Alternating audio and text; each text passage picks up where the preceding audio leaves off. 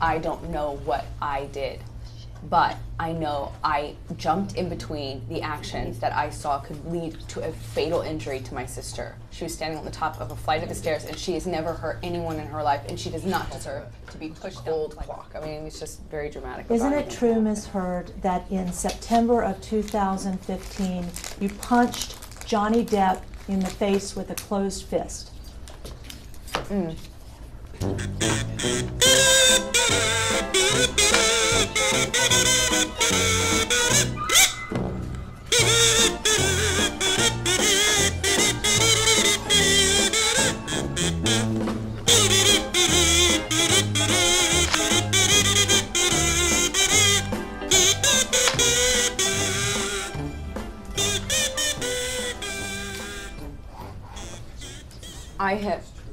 I hit Johnny one time when he...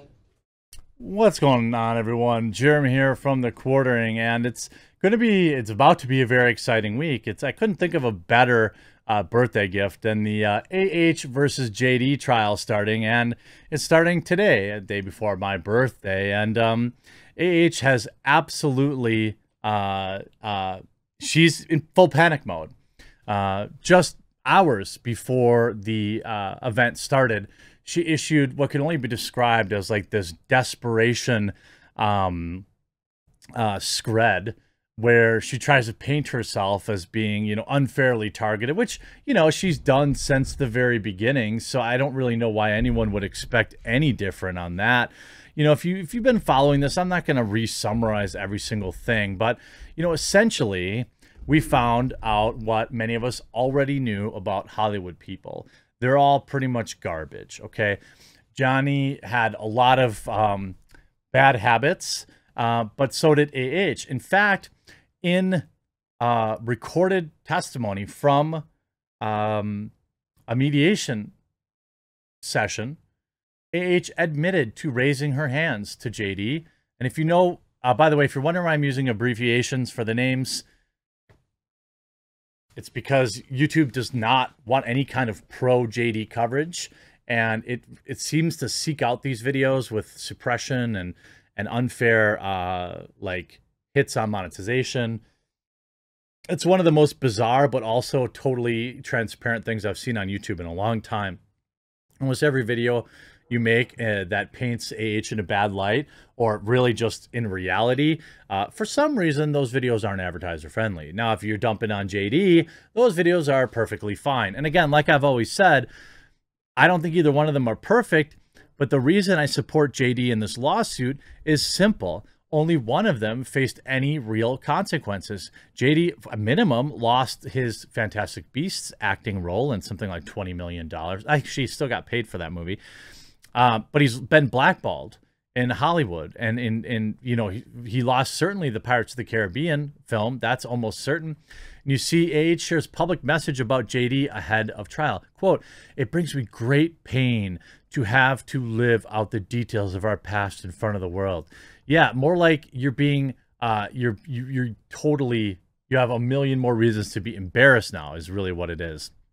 So as of this morning, jury selection has begun as fans rally outside the court again to support JD.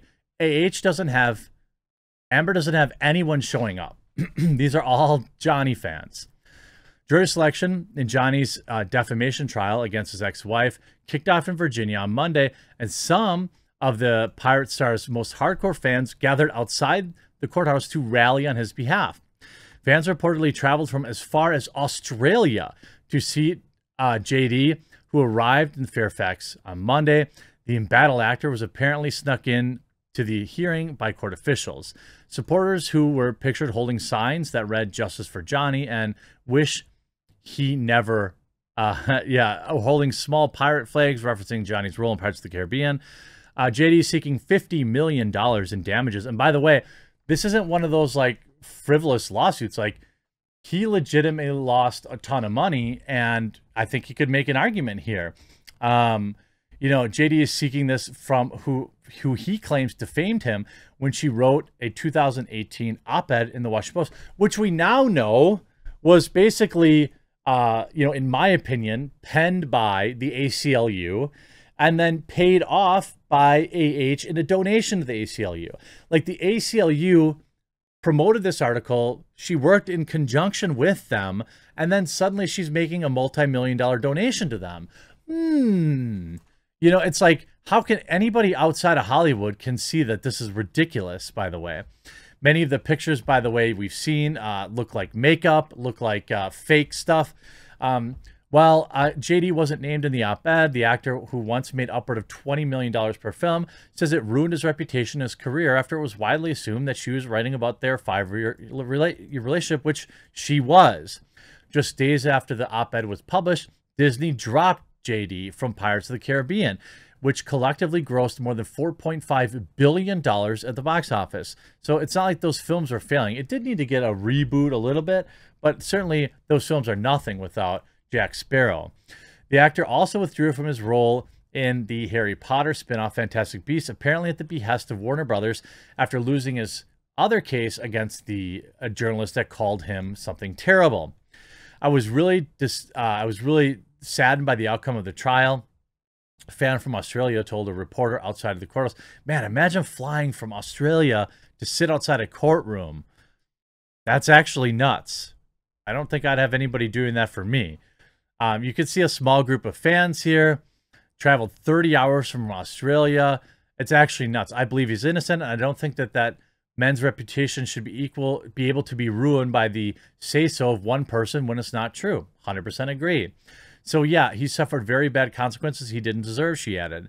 The trial is expected to last up to 6 weeks, and opening statements could begin as early as tomorrow, depending how jury selection goes today. Both AH and JD are expected to testify along with many other high-profile witnesses like Elon Musk, James Franco, Paul Bettany, and Ellen Barkin. I don't know who that last person is, but and all these people are getting drug into this, which is hilarious. Imagine being like Elon, who probably just wanted a little piece. I can only assume Amber must be very, very good at some bedroom activities, because there's no way Elon Musk is having any kind of conversation with her. And now he has to go to court and like talk about how he was probably hooking up with her while JD was probably still with her. I don't know, but like, they're dragging all their friends into this. Like, I would not be very thrilled if I were an acquaintance of theirs and I had to like go and sit in a courtroom and talk about what I thought about their relationship from 10 years ago. But now this public message to me shows that she's sympathy farming, which she's been doing since 2018, by the way. And just wait till Aquaman 2 tries advertising anything. Just wait. Every single tweet they make, every single Facebook post they make, every single Instagram post they make, the Justice for Johnny crowd is thousands deep, well orchestrated, and they will ratio and completely destroy any marketing this film could do. The best thing that they could have done would have been to recast her to avoid the just the embarrassment that's going to be happening the entire time. Like, think about the stuff that's going to come out at this trial. It's actually insane. So we already know how we got here, but like, say, ahead of the trial, she told her Instagram followers, quote, "I'm going to be offline for the next several weeks. As you may know, I'll be in Virginia where I face my ex, JD, in court." She continued, "He is suing me for an op-ed I wrote in the Washington Post in which I recounted my experience of people raising hands and abuse. I never named him. Rather, I wrote about the price women pay for speaking up against men in power." By the way, never forget that she was arrested for hitting her previous partner, too, a female. "I continue to pay that price." How? By getting high-paying acting jobs in Hollywood? "But hopefully, when this case concludes, I can move on, and so can Johnny. I've always maintained a love for him, and it brings me great pain to have to live out the details of our past life together in front of the word." I mean, I assume it's world. Well, here's a thought. You know, I'm no genius, okay? I'm just a Midwestern guy who doesn't spend $4 million a year on wine alone, okay? But here's a thought. Maybe you should depend an op-ed sympathy farming in coercion, in collusion with, in my opinion, the ACLU to essentially smear his character. You do realize that, like, none of this would have come to light in any way, shape, or form if you didn't write the article. An article that didn't have to be written. An article that didn't make you look better. An article that didn't garner you any kind of furthering of your career. The article did one thing and one thing only, and the thing it was, and it's doing the thing that it was intended to do, and it's ruining his career. That's why you wrote it. Or you're just dumb and someone at the ACLU convinced you to do it, which we saw in leaked emails, and then suddenly you're giving them millions of dollars. I wonder why that was. Like, we're not stupid. This, you know, and like, I assume people in Hollywood know that too, right? Just watch the interviews where you know, she just laughs and calls him a wimp for complaining about getting hit. And by the way, JD did score a rare legal victory after seeking to discover whether AH actually carried out her pledge to donate the proceeds of her $7 million divorce settlement to charity, which we know she didn't do. There's questions on whether or not Elon Musk did the donation for her under an anonymous name. I don't know. But this week's going to be wild. I can't wait for the discovery phase and see all this kind of wild courtroom stuff. I know that a lot of the LawTube is going to be covering it. I'll be appearing on a couple shows too. So hang in tight. Make sure you click that red subscribe button down below, and we'll talk to you again real soon.